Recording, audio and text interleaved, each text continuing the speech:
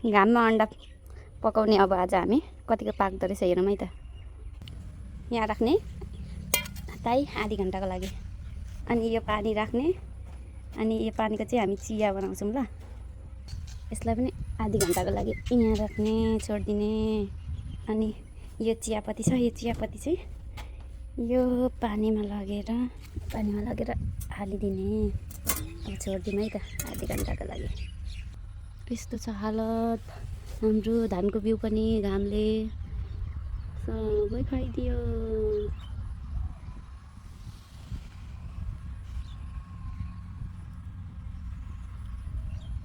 यो अन्डा चाहिँ हामी त्यो ताईमा लगेर पकाउँछौँ ल भरे। यहाँ त शीतल आइसकेछ, अब हामीहरू उतापट्टि लान्छौँ ल घाम भएकोमा। यहाँनिर कहाँ राख्नु?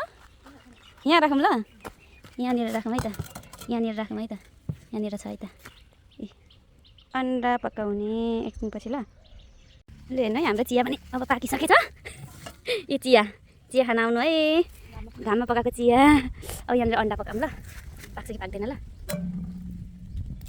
ला यो हेर्नु त अन्डा पाको,